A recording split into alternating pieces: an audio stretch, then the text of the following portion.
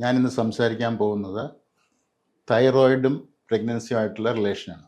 ഹോർമോണിൻ്റെ അളവ് തീരെ കുറഞ്ഞു കഴിഞ്ഞാൽ പ്രത്യേകിച്ച് ഗർഭസ്ഥ ശിശുക്കളുടെ വളർച്ചയെ ബാധിക്കും, അവരുടെ ബുദ്ധിയെ ബാധിക്കും.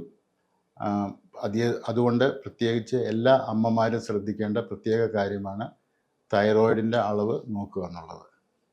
തൈറോയിഡ് ഫസ്റ്റ് ട്രൈമസ്റ്റർ, ആദ്യത്തെ 3 മാസമാണ് ഏറ്റവും ഇമ്പോർട്ടൻ്റ്. സാധാരണ തൈറോയിഡിൻ്റെ അളവ് രക്തത്തിൽ എപ്പോഴും ചെക്ക് ചെയ്യുക. സാധാരണ 3 ടെസ്റ്റുകളാണ് ചെയ്യുന്നത്: T3, T4 ആൻഡ് TSH. അതിൻ്റെ ഏറ്റവും ക്രൈറ്റീരിയ നമ്മൾ നോക്കുന്നത് TSHൻ്റെ വാല്യൂ ആണ്. പിന്നെ ഇത് നമുക്ക് വളരെ കൃത്യമായിട്ട് ഫോളോ അപ്പ് ചെയ്യണം. First trimester, second trimester and last trimester. അതായത് ആദ്യത്തെ 3 മാസം, രണ്ടാമത്തെ 3 മാസം, അവസാനത്തെ 3 മാസം. ഇത് സാധാരണ നേരത്തെ കണ്ടുപിടിച്ചില്ലെങ്കിൽ ജനിച്ചു വരുന്ന കുട്ടികൾക്ക് ബുദ്ധിമാന്ദ്യം സംഭവിക്കും. അതുകൊണ്ട് എല്ലാ അമ്മമാരും തൈറോയിഡ് ടെസ്റ്റ് കൃത്യമായിട്ടും ചെയ്തിരിക്കണം. തൈറോയിഡിൻ്റെ അളവ് കുറവാണെങ്കിൽ അത് ഒരു ഫിസിഷ്യനെ കണ്ട് തീർച്ചയായിട്ടും മരുന്ന് കഴിച്ചിരിക്കണം. പ്രത്യേകിച്ച് തൈറോക്സിൻ മരുന്നുകൾക്ക് യാതൊരു സൈഡ് എഫക്റ്റും ഇല്ല.